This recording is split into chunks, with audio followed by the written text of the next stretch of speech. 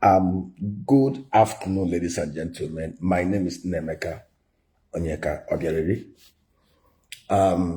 Yesterday, I was surfing through the internet, going through the social media sites. I know, searching through, there are popular sites that I always visit when I try to browse through the social media pages. And I saw something interesting. And what was that interesting that I saw yesterday? And even this morning, it has to do with the federal government expenditure plan for 2025. And it was estimated that since this current government came into being, and over 5.9 trillion naira projects have been cited in the southwest, about 2 point something trillion in the northwest. In fact, what caught my attention was the southeast, which is where I come from. We had the least allocation for projects, about 400 and something billion, about 407 billion naira. And there was, of course, the usual netizen banters. And somebody asked a question. He said, what is the Southeast bringing to the table? Why should the Southeast want to collect a lion's share or even a significant share? The Southeast and the Northeast actually, always the South and Northeast got the least. Southwest got 5.9 trillion. In fact, with Lagos having almost about 3.9 trillion. And the banter was there, and people were just busy giving excuses. And I laughed because I know, and I'm very, very certain, that poor students of history, people who don't understand history, will not appreciate the place of the Southeast and the old Eastern region in Nigeria before the military intervention of 1966. As of 1965, go and fact check me.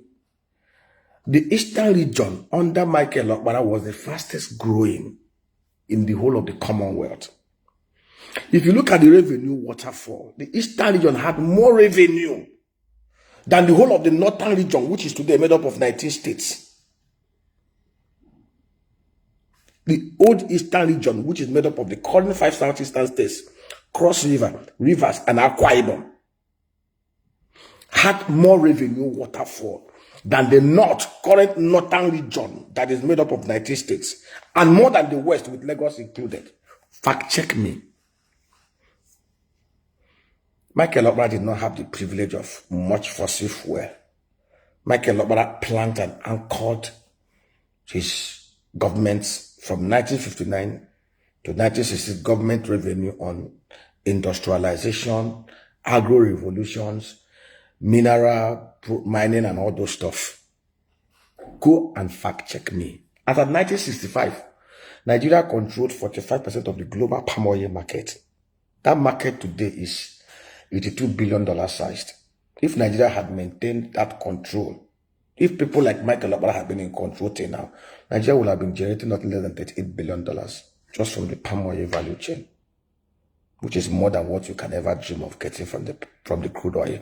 It breaks my heart because I look at the governors of the South and the South, and I weep.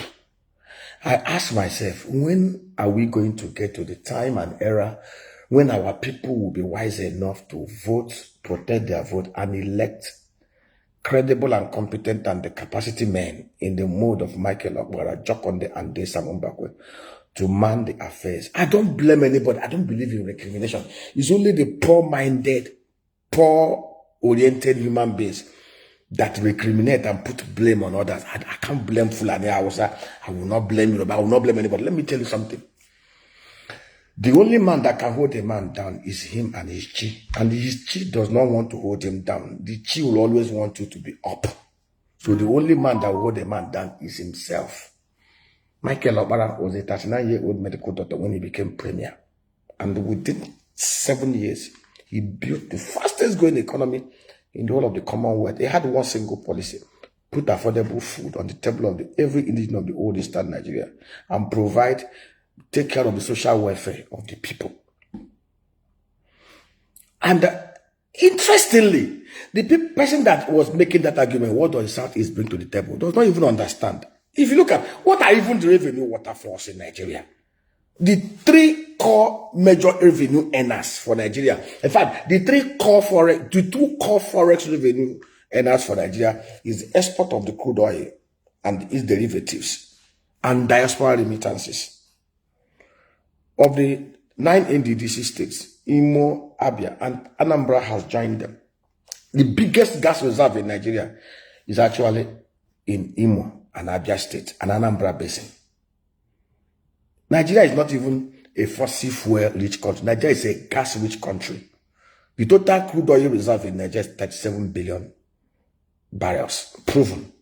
But the gas reserve in Nigeria, proven, is 206 trillion standard cubic feet of gas, worth over $1.4 trillion.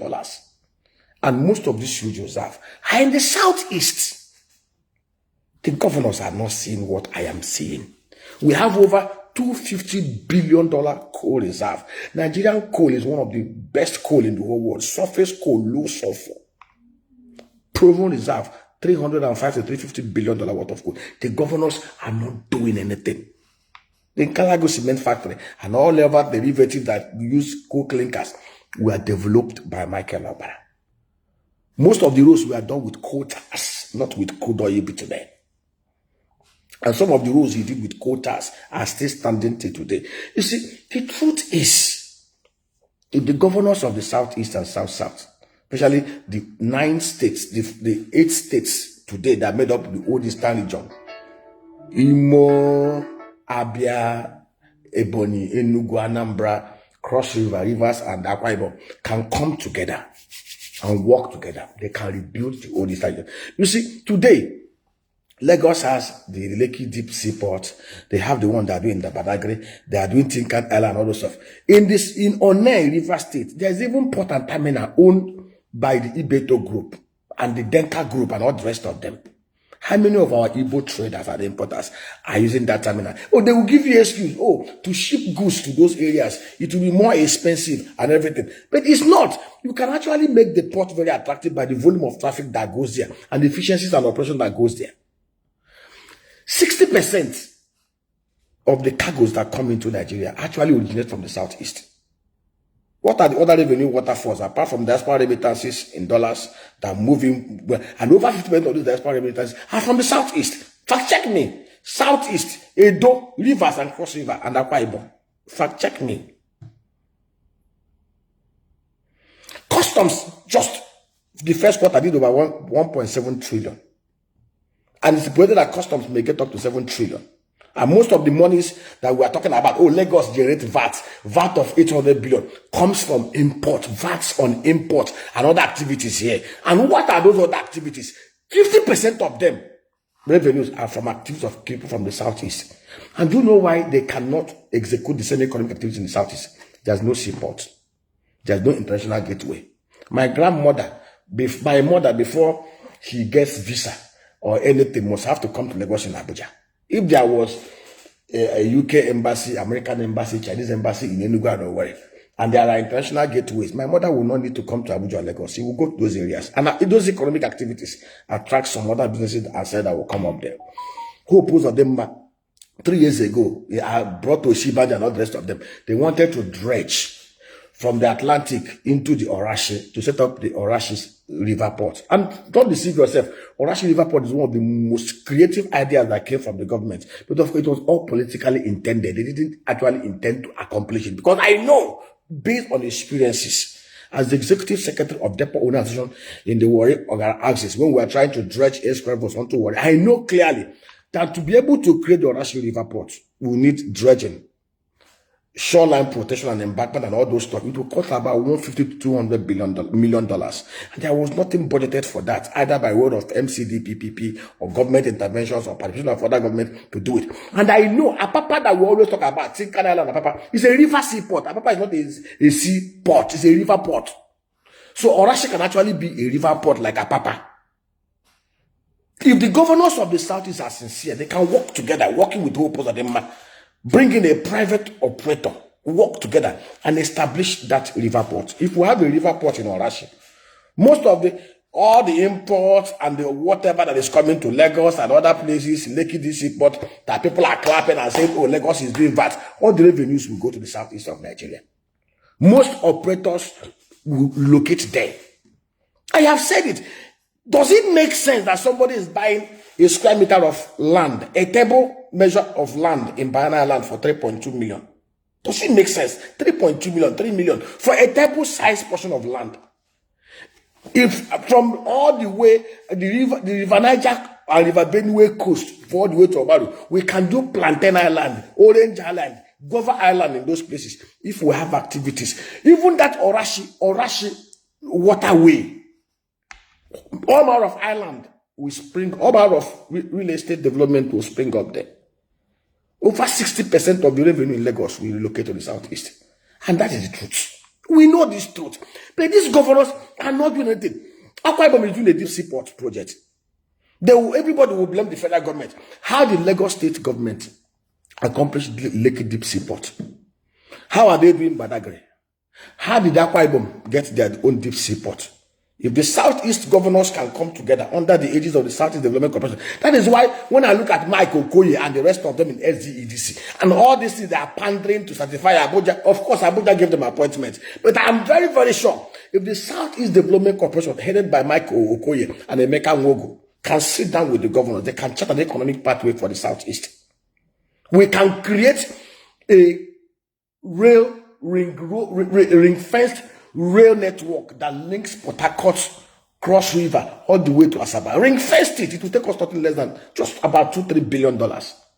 And we can easily raise the money by word of MCDPP under a 40-45 years build, operate, and transfer that will unlock developments in the south. We know things that we can do. Look at Netherlands. Netherlands has an arable land mass of 1.5. See the way I'm sweating. I'm angry. Netherlands has an arable land mass of 1.5 million hectares. Netherlands has only about 18-20 million people. Netherlands lives under sea. They do a lot of shoreline protection so that they're not carried by erosion. Netherlands GDP is $1.2 trillion. Last year, 2023, Netherlands generated revenue of about 407 billion euros. Imo, Abia, Ebonyi, Enugu, Anambra, Cross River, Rivers, and Akwa Ibom can generate working together and partnering together revenues of over $500 billion annually. We can build seaports. We can all work together to develop the Ibom Deep Seaport. We can all work together to develop the Cross River Seaport. We can all work together to develop the Orashi River Port. But these governors will work together, bring transparency. If they team up truly and they love their people like Michael Obara, I tell you, these 8 states will be bigger in everything than Netherlands. It's shocking. So when I see people, what is the South is bringing to the table? Who are the net contributors to the GDP of Nigeria? Who are those bringing even this revenue? Who are those driving the economic activities? Lagos is what it is today because of the fact that most of the institutional and apparatus that drives is here. Why would I be buying a table plot of land for 3.1 million when I can do the same thing along all those banks? If the governors are sincere to put in place measures even to guarantee security, Lagos is more secure than any other state in Nigeria. Let us not deceive ourselves. We know what to do. But unfortunately, we are saddled with governors. I'm so sorry to say there are maybe 1 or 2 of them who are trying. But I can tell you, the day our people realizes that the people own the power and they work together to vote, not sell their vote, protect the votes, and they force themselves to put in men and women with the cerebral capacity, the compassion, the passionate creativity of Michael Obara, of Jack Conde, of people like this. That is the day the deliverances of the old Eastern region will start. Men like Nemeko Abireri. In 5-10 years, we will create an economic behemoth that the whole world will worship and respect. God bless you.